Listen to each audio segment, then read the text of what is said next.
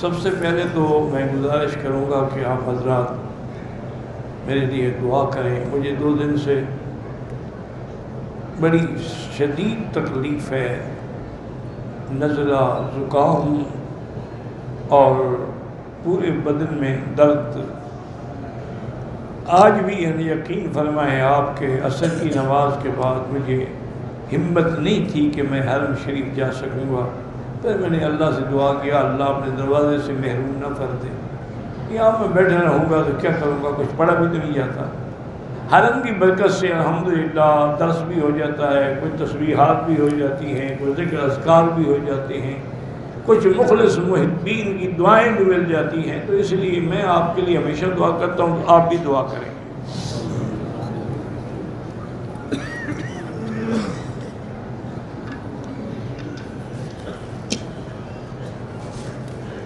کہتے جی میں بحرین میں رہتا ہوں، جہاں پر تھوڑی سی بارش پر لوگ 2 نمازیں اکٹھی پر، تھوڑی سی بارش تو نہیں اگر، اور وہ بھی یعنی بالکل کوئی حل نہ ہو دوبارہ مسجد آنے کا، تو امام شافعی رحمۃ اللہ علیہ اور امام احمد حنبل کے نزدیک جمع بین الصلاتین کر سکتے ہیں، یعنی ظہر اور عصر، مغرب اور عشاء. لیکن امام ابو حنیفہ رحمۃ اللہ اس مسئلے میں بڑے سخت ہیں. وہ کہتے ہیں کہ کسی سفر میں بھی اور کسی حال میں بھی جمع نہیں ہو سکتی مگر 2 مقام پہ، ایک عرفات میں اور ایک مزدلفہ. وہ کہتے ہیں جمع حقیقی وہاں ہے. باقی وہ کہتے ہیں کہ جہاں جہاں جمع کی بات آئی ہے وہ جمع صوری ہے، حقیقی نہیں. کیا معنی؟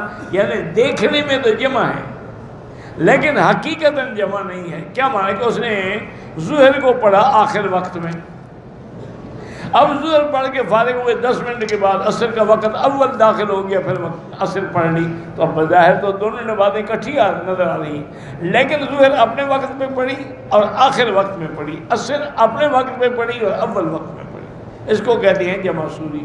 چونکہ امام صاحب کی ایک مزاج ہے، اللہ ان کی قبر پہ کروڑوں رحمتیں کرے، وہ ہر مسئلے میں سب سے پہلے قرآن شریف کو دیکھتے ہیں کہ قرآن میں کیا ہے،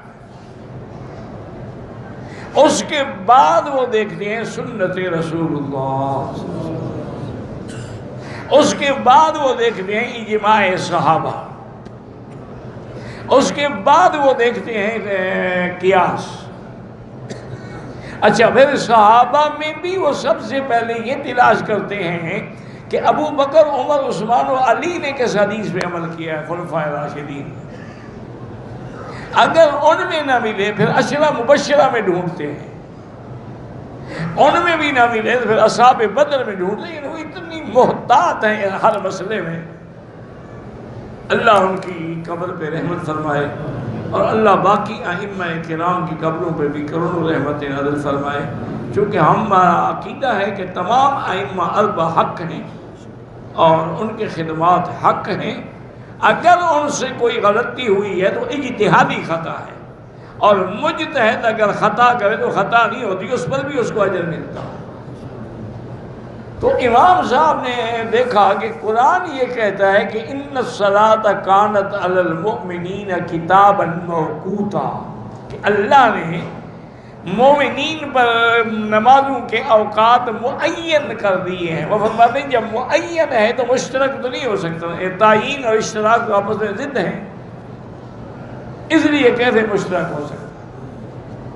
تو بہرحال ان کے نزدیک جمع سوری ہے، جمع حقیقی نہیں ہے. واللہ اعلم.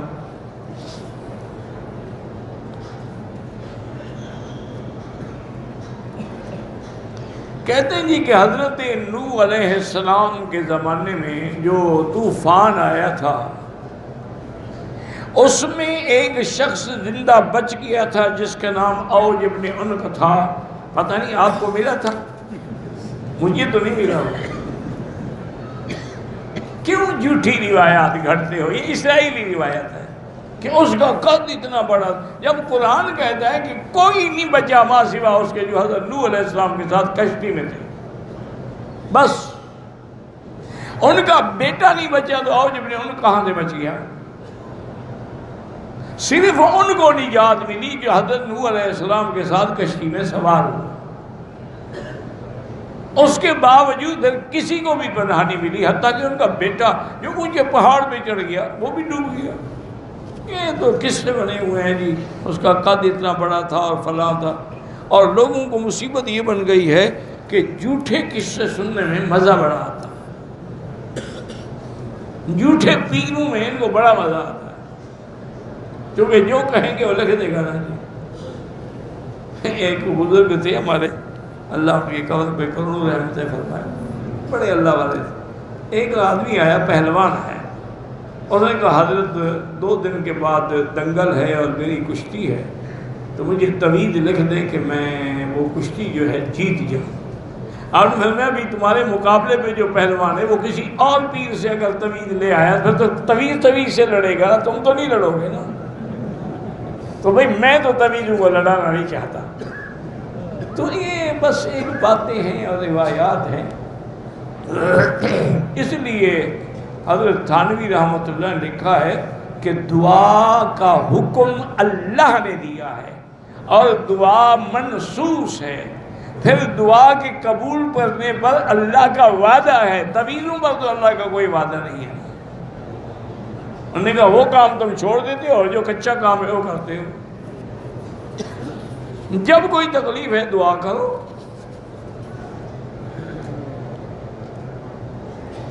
کہتے ہیں جی کہ 15 سال ہو گئے ہیں، ڈاکٹری علاج کروا رہے ہیں اور اولاد نہیں ہوئی۔ میرا بھائی اللہ سے دعا مانگتے رہو، رب لا تذرنی فردا وانت خیر الوارثین۔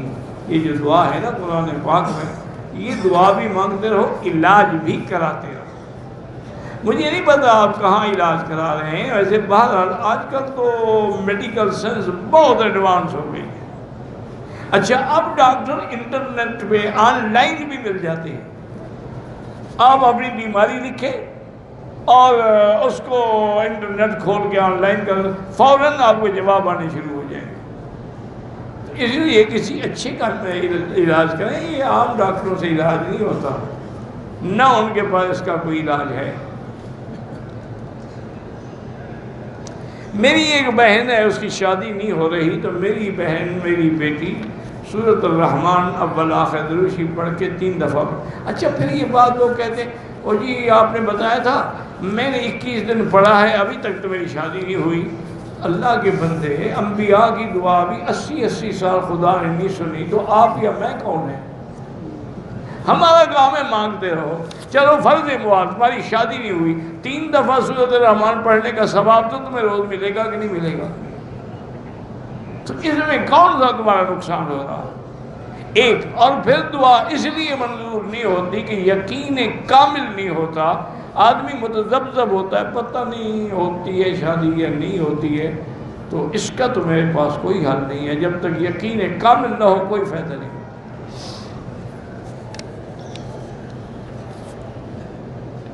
حرم کے باہر جو لوگ سڑکوں پہ نماز پڑھتے، میرے بھائی اگر صفیں اگلی نظر آئے نماز ہو جاتی ہے، لیکن ایسا کرنا نہیں چاہیے۔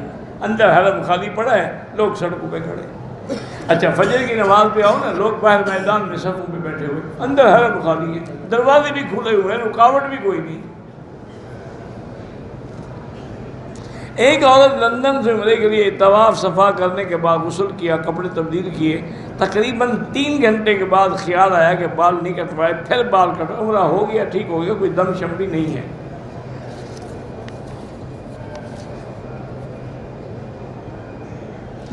حرم شریف میں مدرسے بھی ہیں، کئی مدارس ہیں، کوئی ایک تو نہیں ہے، اور ویسے بھی لوگ حرم میں جو خدمت کر رہے ہیں یا حرم کے باہر جو صفائی کر، یہ زیادہ مستحق لوگ ہیں، غریب لوگ ہیں۔ اگر غریب نہ ہوتے تو جھاڑو دیتے آ کے بیچارے۔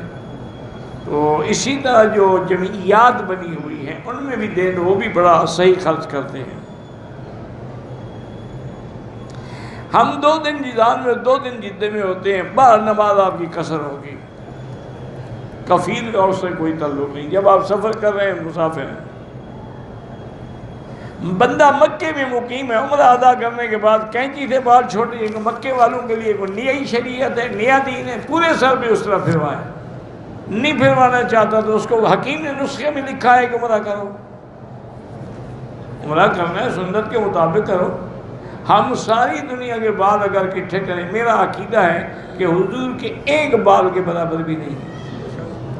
حضور پاک نے دوسرا پھروایا ہے، تیرے بال میں زیادہ قیمتی ہیں۔ بھئی نہ کرو عمرہ، کسی نے کیا کوئی دعوت دی ہے آپ کو؟ کرنا ہے تو پھر سنت کے مطابق کرو۔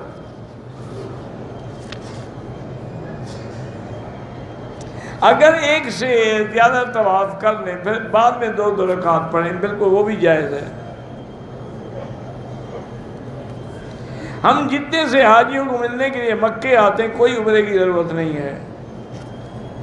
میں نے 2 عمرے کیے ہیں، اللہ قبول فرمائے۔ دعا کریں، بیٹی کی شادی کی، میں نے ابھی بتایا ہے، انشاءاللہ آپ کرتے رہیں، اللہ نیک صالح اولاد عطا فرمائے۔ میڈیکل چیک اپ سب ٹھیک ہیں، تو پھر وہی دعا مانگتے رہیں، رب لا تذرنی فردا وانت خیر الوارثین۔ اور بعض علماء نے یہ بھی لکھا ہے کہ سورۃ یوسف پڑھ کے دعا کی جائے تو انشاءاللہ اللہ اولاد دیتے ہیں۔ میرا بیٹا ہے 5 سال کا ہے، ضدی ہے، اللہ ہدایت دے، اولاد کی صلاحیت کے لیے دعا کیا کرے۔ ویسے ضدی بچے ذہین ہوتے ہیں، ایسی کوئی بات نہیں ہے۔ بھائی کی روزگار میں استغفار زیادہ پڑھے۔ میری باجی پہ تعویذ ہیں، جوڑوں میں درد رہتا ہے، مجھے بھی جوڑوں میں درد ہے، مجھ پہ کیسے تعویذ کیے ہیں؟ ایسے ہر بات میں بس تعویذ ہو گئے، تعویذ ہو گئے، کچھ نہیں ہوتا ہے۔ ان کو کہیں کہ دال چینی کا پاؤڈر بنا کر تھوڑی سی شہد میں ملا کے صبح و شام چاٹا کریں، کوئی تعویذ شویذ نہیں ہے۔ میری بہت بڑی شوز کی دکان ہے، کسٹمر اتنے نہیں آتے، آپ بھی استغفار زیادہ پڑھا کریں۔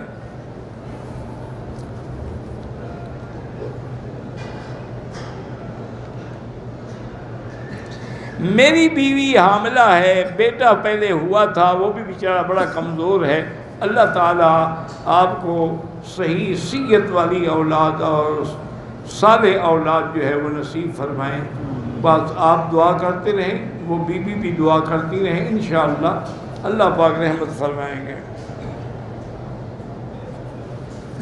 اور ایک بات یاد رکھو کہ اولاد تندرست تب ہوگی جب میاں بیوی تندرست ہو۔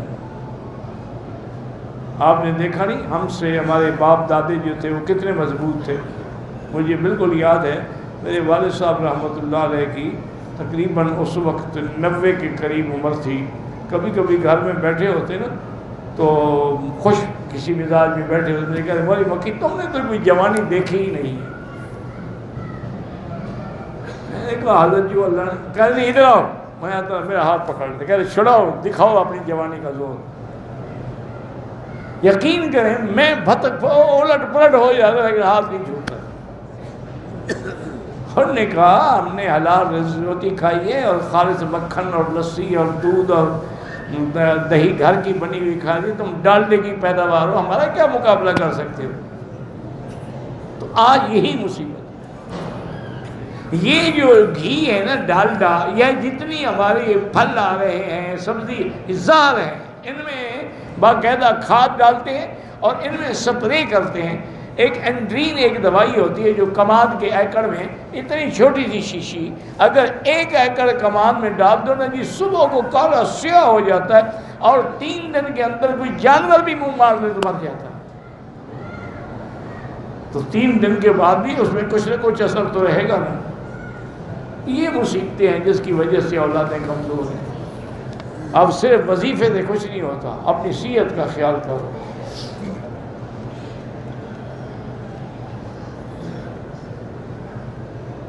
بہرحال میں نے تو یہی دیکھا ہے کہ حضور پاک نے کبھی بد دعا نہیں فرمائی، الا قلیل۔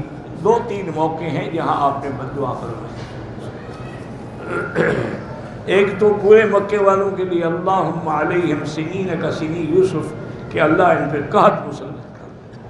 اور ایک آپ نے ابی لہب کے بیٹے کے لیے دعا مانگی تھی جس نے حضور کی طرف تھوکا تھا اور آپ کی بیٹی کو طلاق دی تھی، اس کے لیے حضور نے دعا مانگی تھی کہ اللہم سلط علیہ کلبا من کلابک، جنگل کے کتوں میں سے کوئی کتا ہے اس پہ مسلط کر۔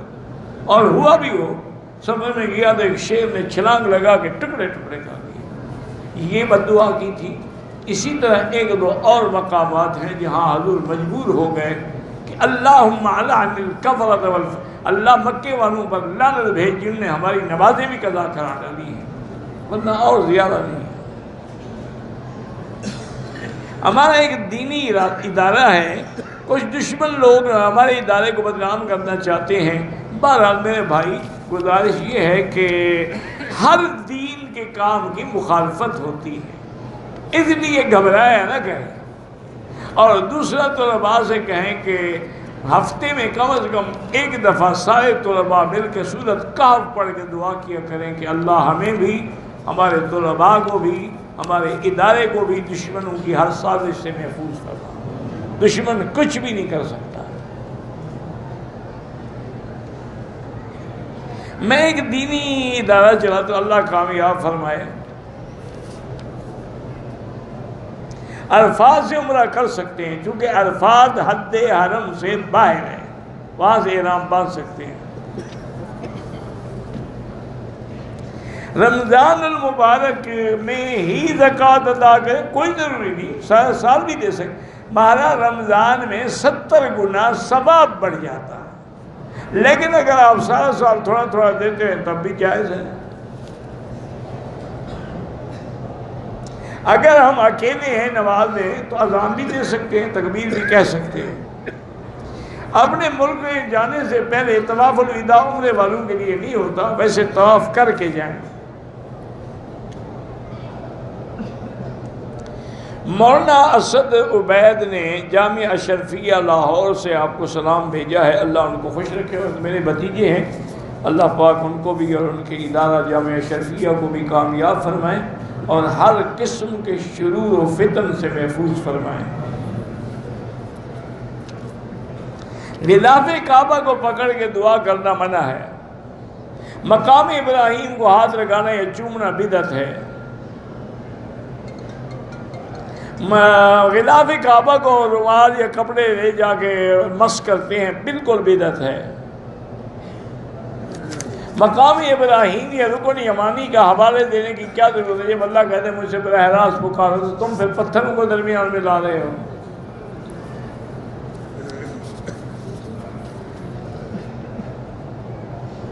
بچوں کو عمرہ حج پہ لے ہیں، بالکل اللہ ان کو حج کا ثواب دیں گے، لیکن ان کا حج فرض ادا نہیں ہوگا جب تک بالغ ہو کے نہ کریں۔ ہم فرض محبت میں حتیم میں داخل ہو گئے، اگر طواف کے دوران ہو گئے تو طواف آپ کا نہیں ہوا، ایک دفعہ پھر طواف دہرا دیں۔ مدینہ منورہ سے واپسی میں عمرہ کیا ہے، حتیم میں داخل ہونے پر عمرہ کرنا پڑے گا۔ بہرحال کوئی بھی عمرہ ہو، جب طواف کر رہے ہو، جب تک طواف کے 7 چکر مکمل نہ ہو جائیں حتیم میں داخل نہیں ہو سکتا۔ اگر ہوئے ہیں مانا ہے وہ طواف نہیں ہوا، دوبارہ کریں۔ اگر طواف میں رمل بھول گیا کوئی حرج نہیں، ثواب نہیں ملا، دم کوئی نہیں۔ نامہ استلام بھول گیا، اس پر بھی دم کوئی نہیں ہے۔ اجتباء 7 چکروں میں ہوتا ہے۔ مسجد عائشہ سے عمرہ ہو جاتے ہیں؟ ہاں جی بالکل ہو جاتا ہے۔ وضو کے بعد دان سے خون نکل آئے، اگر وضو خون اتنا ہو کہ بہہ جائے پھر دوبارہ وضو کریں۔ احرام کی حالت میں کسی ٹڈی کو مار دیا کوئی بات نہیں۔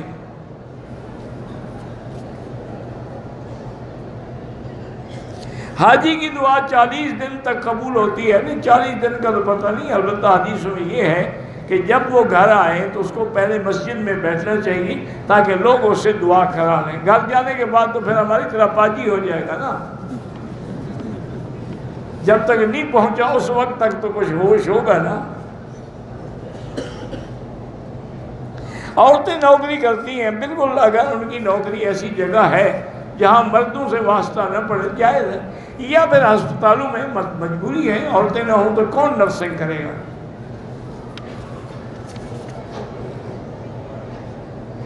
مجرب استغفار وہی ہے، استغفر اللہ الذی لا الہ الا هو الحی القیوم واتوب الیہ۔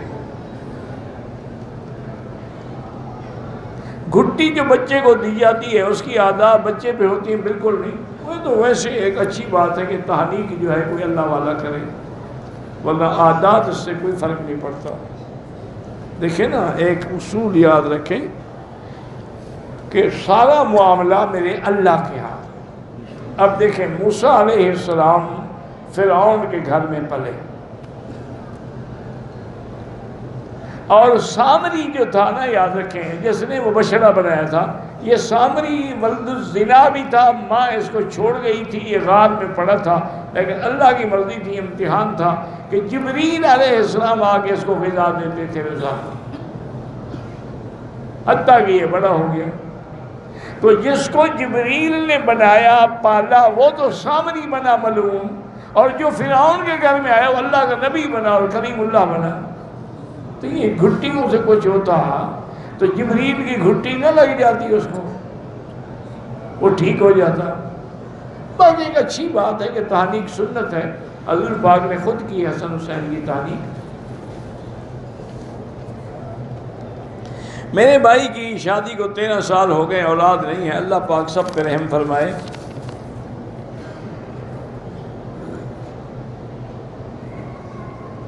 میرا بھائی بالکل یہ میں نے واقعہ بیان کیا تھا، مجھے یاد ہے میں اس وقت چھوٹی کتابیں پڑھتا تھا، تو ایک والد صاحب کے شاگرد تھے، وہ آئے، مجھے میرے خیال یاد ہے بن والا ایک جگہ تھی، وہاں تھے ہم، تو وہ آگے بیچارہ رونے لگ گیا۔ اس نے کہا حضرت میں نے یہ بڑی مشکل سے ایک زمین لی، پھر میں نے مدرسہ بنایا، مدرسہ شروع کیا، اب ہمارے مدرسے پر جنات کا اثر ہے، ایک تو رات کو آگے وہ طلباء کی ساری روٹیاں کھا جاتے ہیں، دوسرا یہ کرتے ہیں کہ طلباء جب سو جاتے ہیں ان کی چارپائیاں اٹھا کے ایک ایک فردان دور پھینک آتے، جب اٹھتے ہیں حیران ہو جاتے ہیں کہ ہم مدرسے میں سوئے تھے، یہاں کیسے آ گئے، بعد کی چارپائیاں ان کے اوپر الٹی کر کے ڈال دیتے، ہم تنگ آ گئے، بڑے بڑے مولویوں کو، بڑے بڑے عاملوں کو لے آئے۔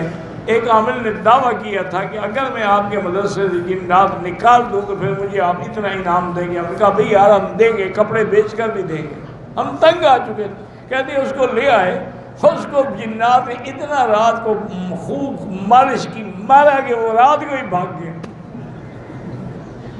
انہوں نے کہا حضرت اب ہم کیا کریں، مجھے یاد ہے واضح میں تم کل وہیں مدرسے میں آ جانا۔ تو پھر وہ مدرسے میں آیا تو اس کو حضور پاک صلی اللہ علیہ وسلم نے ایک خط لکھا تھا جنات کو، وہ کتابوں میں موجود ہے، شاید مشکات شریف میں بھی آپ کو مل جائے۔ وہ تعویذ والد صاحب لکھ کے دیتے تھے کہ یہ تعویذ لکھ لو، اس کی کئی کاپیاں بنا لو اور چاروں کونوں میں جا کے لگا دو۔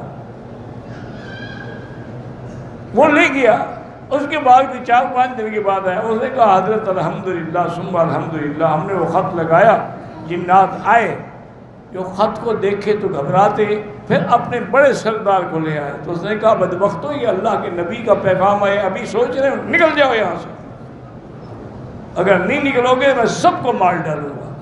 اور نے کہا اس دن سے نکل گئے، ہماری جان چھوٹ گئی، اب پھر نہیں آئیں گے۔ میں نے کہا نہیں آپ وہ نہیں آتے، تو وہ حدیثوں میں موجود ہے وہ خط، وہ آپ لے لیں۔ 8 مرلے زمین اپنے لیے خریدی ہے، بیچ کر مکان خریدے اس پر زکوٰۃ دینی ہوگی، جو زمین بیچ کر بالکل اس کی زکوٰۃ دینی ہوگی، جو خریدی ہے اگر گھر بنانے کے لیے اس پہ زکوٰۃ نہیں ہے۔ جو حفظ کلاس میں پڑھتا ہے بار بار وضو، بچوں کے لیے بار بار وضو ضروری نہیں ہے، ویسے یہ بیماری ہے اللہ معاف کرے۔ بہرحال اپنا چہرہ بیت اللہ کی طرف کرو یا نہ کرو تب بھی دعا ہو سکتی ہے۔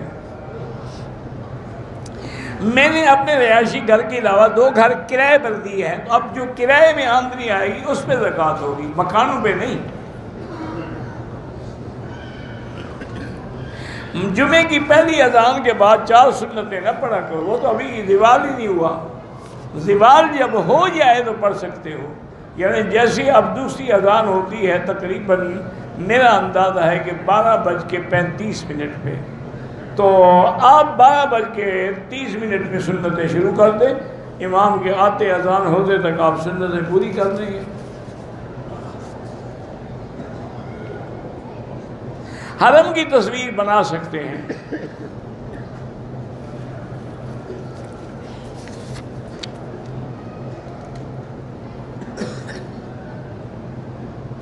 کہتے ہیں کہ میں نے اپنی بیوی کو 2 طلاقیں دی ہیں، پھر میں نے رجوع بھی کر لیا ہے، تو کیا نان نفقہ تمہارے ذمے ایک بات ہے، بیوی تمہاری ہے، خرچہ اور دیں گے؟ یعنی یہ بھی کوئی مسئلہ ہے پوچھنے والا؟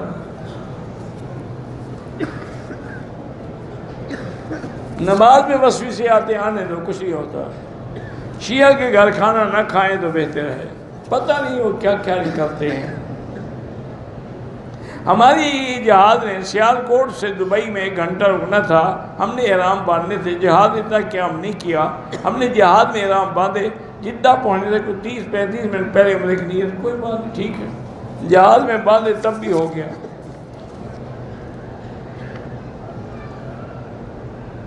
دوران طواف وضو ٹوٹ گیا، آپ جائیں وضو کر کے دوبارہ ابتدا سے شروع کریں۔ طواف کے علاوہ حجر اسود کا چومنا ناجائز ہے۔ حجر اسود کا اشارہ بھول گیا، کوئی بات نہیں۔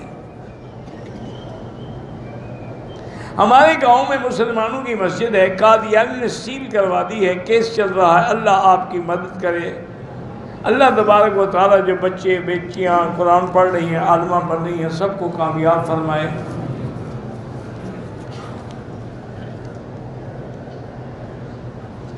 اللہ آپ کو جزائے خیر دے، آپ میرے لیے دعا کرتے ہیں، آپ کی بڑی مہربانی۔ اللہ بہن بھائیوں میں اتفاق عطا فرمائے، بالکل اللہ سب گھروں میں اتفاق ہو۔ میرا بیٹا حافظ بننا اللہ کامیاب فرمائے، عالم بننا اللہ کامیاب فرمائے، اور گھر میں دین تب ہی آئے گا جب آپ بڑوں میں دین آئے گا۔ عمرے میں صفا مروہ مکمل کر کے 2 عورتوں نے ایک دوسرے کے بال کاٹ دیے، کوئی حرج نہیں، بالکل ٹھیک ہے۔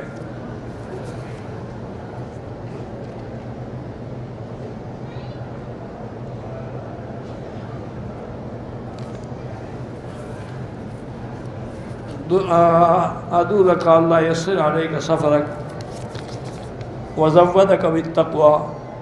نفل طواف، عمرے کے طواف کے بعد جو نفل ہے 2 رکعت، جہاں بھی افضل یہ ہے کہ مقام ابراہیم کے پیچھے یا حتیم میں یا مطاف میں، ورنہ جہاں مرضی ہے پڑھ لیں۔ آفاقی شخص دوبارہ عمرہ کرنا چاہے تو بالکل کر سکتا ہے، مسجد عائشہ سے کرے، جیرانہ سے کرے، طائف سے کرے۔ زندہ احباب کے لیے کوئی عمرہ وغیرہ نہیں، اپنے لیے کرو، ان کے لیے دعا کرو۔ حرم کے حدود چاروں طرف معین ہیں، کسی سے نقشہ دیکھ کے دیکھ لیں۔ میری والدہ کو خواب میں حضور پاک کا دیدار ہوا، صلی اللہ علیہ وسلم، حضور پاک کا، اللہ قبول فرمائے۔ ایسی چیزیں کسی کو بتانے کی ضرورت نہیں ہوتی۔ اگر میں حنفی مسلک کا پیروکار ہوں، میں نے عصر کے بعد طواف کیا، 2 رکعت مغرب کے بعد پڑھیں۔ فرض نماز کے بعد اجتماعی دعا بھی جائز ہے اور اکیلے بھی جائز ہے۔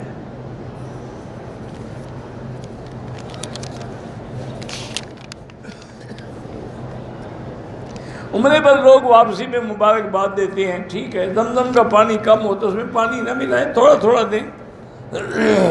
میں نے جیرانہ سے عمرے کی نیت کی، حرم میں طواف کے 3 چکر سے بعد حتیم میں نفل پڑے، وہ طواف نہیں ہوا، طواف دوبارہ کرو۔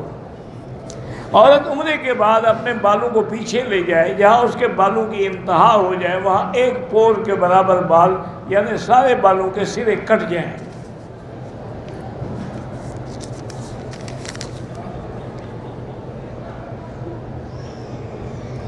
بہرحال ایک زمزم ساتھ، یعنی اس کی وجہ یہ ہے، اگر یہ اجازت دے دیں نا تو ہمارے ہر آدمی جو ہے نا 50-50 کیرل لے کے پہنچ جائیں گے، پھر جہاز میں پانی رکھیں یا حاجیوں کو بٹھائیں۔ اگر تمہیں زیادہ شوق ہے تو تم کارگو کر کے بھیج دو، چاہے 4000 لیٹر بھیج دو۔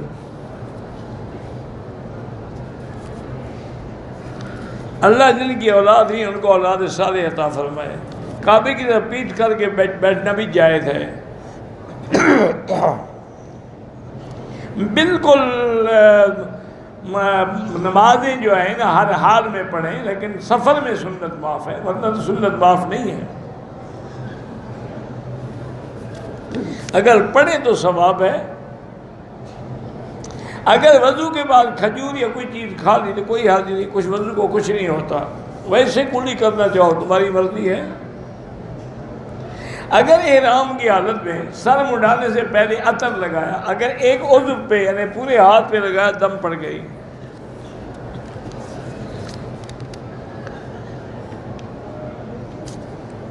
کہتے جی آپ کے درس دینے کا پس منظر کیا ہے؟ کوئی پس منظر نہیں، پہلے میرے والد صاحب دیتے تھے، ان کی وفات کے بعد میں دیتا ہوں۔ فقہ حنفی میں کہتے ہیں مسجد عائشہ سے بالکل عمرہ ہوتا ہے۔ طواف کے بعد جو 2 رکعت پڑھے جاتے ہیں وہ واجب الطواف ہیں، وہ نفل نہیں ہیں۔ میں نے فجر کی نماز جماعت سے پڑھی، پھر گھر آ گیا، اشراق میں نے گھر میں پڑھا، انشاءاللہ اللہ قبول کرے، لیکن وہ ثواب نہیں ملے گا۔ وہ ثواب تب ہے کہ نماز پڑھ کے مسجد میں رہے اور اشراق تک کوئی بات دنیاوی نہ کرے، پھر 2 رکعت پڑھے تو ایک عمرے کا ثواب ملتا ہے۔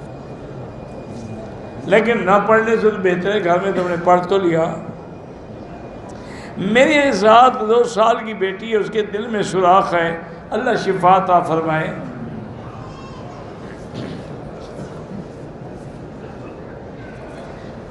تمام انبیاء علیہم السلام اپنی قبروں میں حیات ہیں۔ لوگ رکن یمانی کو ہاتھ کیوں لگاتے ہیں؟ حضور نے لگایا ہے، سنت ہے۔ خون اگر بہہ جائے تو پھر وضو ٹوٹ جاتا ہے۔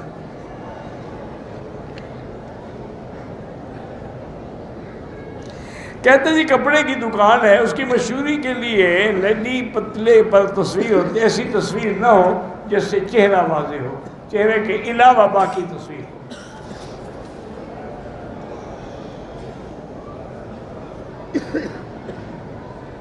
کہتے ہیں کہ جب بیت المقدس میں تمام انبیاء نے حضور کے پیچھے نماز پڑھی تو پھر آسمان والوں نے کیوں؟ وہ تو آسمان والوں نے پوچھا تھا، انبیاء نے تو نہیں پوچھا۔ اور یہ ضروری تو نہیں کہ نماز پڑھنے ان کو پتا ہو کہ واقعی حضور اوپر بھی آ رہے ہیں۔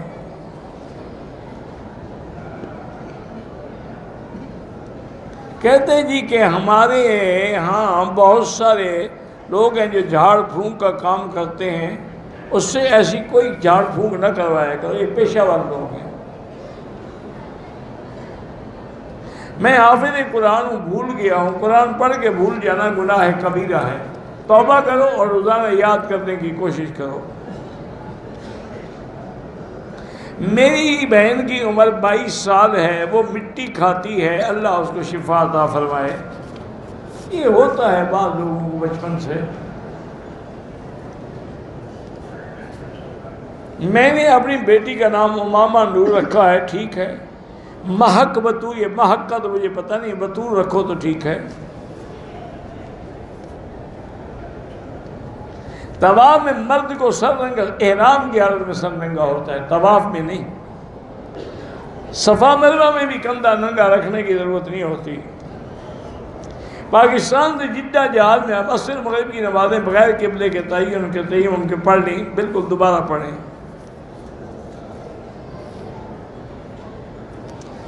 بعض صحابہ قائل ہیں کہ حضور کو اللہ کا دیدار ہوا ہے، بعض نہیں مانتے، کوئی بات نہیں، اختلافی مسئلہ ہے۔ معراج میں جو نماز پڑھی گئی وہ 2 رکعتیں جو ہیں، سیدھی بات ہے، وہ تحیۃ المسجد تھی۔ اللہ آپ کے بیٹوں کو اور جو بچے دین پڑھ رہے ہیں ان کو کامیاب فرمائے۔ 7 سال کا بچہ جو ہے وہ صفا کے دوران سو گیا، کوئی حرج نہیں، اس نے 2 چکر، اس پر کوئی جرمانہ نہیں۔ ایک آدمی کینیڈا سے آئے ہیں، مکے میں عمرہ کر لیا، پھر طائف کے عمرہ نہیں کیا، دوبارہ طائف جا کے عمرہ کریں۔ میں بنگلور سے ہوں، افتخار آپ کے لیے، ہم بہت دعا کرتے ہیں، اللہ آپ کو خوش رکھے۔ ہم 3 بہن بھائیوں کو آنکھوں کا مسئلہ ہے، ڈاکٹر نے لا علاج قرار دیا ہے، آنکھوں کے پردوں پر داغ ہوتے ہیں، نظر دن بدن کمزور ہوتی جا رہی ہے، اللہ سے دعا مانگیں، زمزم سے منہ دھوئیں، اور اگر خالص اسمد سرما مل جائے تو وہ استعمال کریں، حضور نے فرمایا ہے کہ وہ روشن کرتا ہے آنکھوں کو۔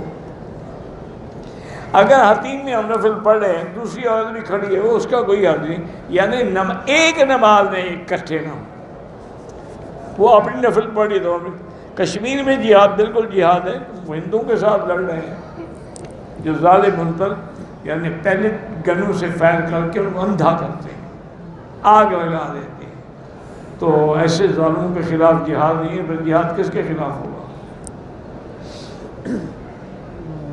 پاؤں کے نیچے درد ہے، موزے کے بغیر نہیں چل سکتا، عمرہ کریں تو آپ موزے پہن سکتے ہیں مجبوری بیماری کی حالت میں۔ کہتے ہیں کہ آپ کو جب آنکھوں کی تکلیف تھی ہم آپ کے لیے دعا کرتے رہے، اللہ آپ کی ذائقہ خیر عطا فرمائے۔ الحمدللہ میں نے آپریشن دونوں آنکھوں کا ہو گیا، پہلے ایک کا ہوا تھا پھر دوسری کا۔ بال کٹوانے سے پہلے احرام کھول دیا پھر کٹوایا نہیں کٹوایا؟ اگر نہیں کٹوایا بال بھی کٹواؤ، دم بھی ادا کرو۔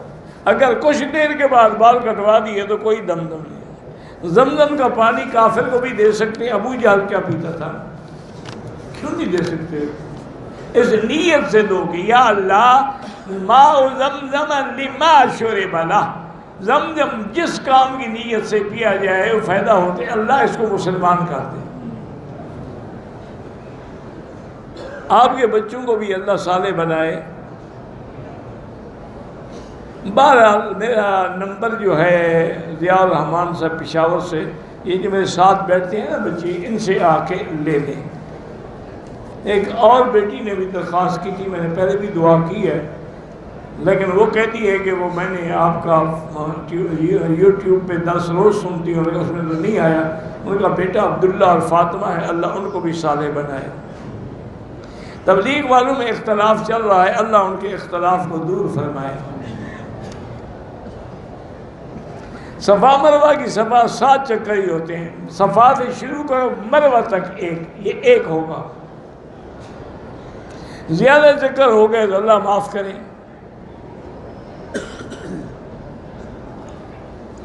اگر احرام باندھنے کے بعد حمام میں احرام کھولنا پڑے کوئی حرج نہیں۔ اگر آدمی کو طواف میں ضرورت پڑ گئی وضو کی، بس طواف چھوڑ دے، وضو کر کے پھر ابتدا سے شروع کرے۔ میری والدہ بیمار ہیں، وہ کہتے ہیں کہ جنات اور کالا جادو ہے۔ بہرحال بھی ہم تو صرف یہی جانتے ہیں کہ سورۃ البقرہ کے بارے میں حضور نے فرمایا جس گھر میں پڑھی جائے وہاں شیطان آ ہی نہیں سکتا۔ تو آپ سارے گھر والے بیٹھ کے سورۃ البقرہ پڑھیں، پانی میں دم کریں، وہ پانی پئیں، سارے گھر میں ڈالیں، انشاءاللہ سب جنات وغیرہ بھاگ جائیں گے۔ میری بیٹی کا نام میری والدہ نے سنیلا رکھا ہے، مجھے نہیں پتا کہ سنیلا کیا ہوتا ہے، یہ کوئی اسلامی نام تو ہے نہیں، یہ تو ایسا آج کل یہ جو فیشنیبل لوگ ہیں جو نام رکھتے ہیں اس قسم کا کوئی نام ہے، میں نہیں جانتا کیا ہے۔ میں نے آپ کو بتایا تھا نا میرے ایک مولوی دوست فوت ہو گئے، اللہ ان کی قبر پہ کرم رحمتیں کرے، بڑے اچھے خطیب تھے، بڑے اچھے دوست تھے۔ حج کے بعد ہم رات کو نکلے، وہ میرے ساتھ جا رہے تھے، یعنی میرے ساتھ گھر میں کھانا کھانے کے لیے، تو مجھے کہا جی آج فون آیا تھا، اللہ نے مجھے ایک بچی دی ہے، تو میری بیوی کی بھی اور میری بھی خواہش ہے کہ اس کا نام آپ رکھیں۔ میں نے کہا اللہ کے بندے تم خود عالم آدمی ہو، حضور کی 4 بیٹیاں ہیں، حضور کی 9 بیویاں ہیں، کسی کا نام رکھ لیں۔ وہ مجھے کہنے لگا کہ نہیں حضرت، گزارش یہ ہے کہ آپ کی بھابھی جو ہے نا وہ بڑی ماڈرن قسم کی ہے، تو کوئی ماڈرن نام بتائیں۔ میں نے کہا پھر ڈیانا رکھ لو۔ اس کے بعد اس نے کھانا بھی نہیں کھایا، پھر میرے ساتھ کافی عرصہ بات بھی نہیں کیا، جی آپ نے ایسا کیوں کہا؟ میں نے کہا میں کیا کہتا، جب تم حضور کی بیٹیوں کے نام رکھنا نہیں چاہتے ہو تو ایسے آدمی کو میں کیا جواب دوں؟ پھر میں نے کہا ٹھیک ہے، اگر تم کافروں کے نام رکھ کے خوش ہو تو کوئی ڈیانا ویانا رکھ لو۔ واللہ اعلم۔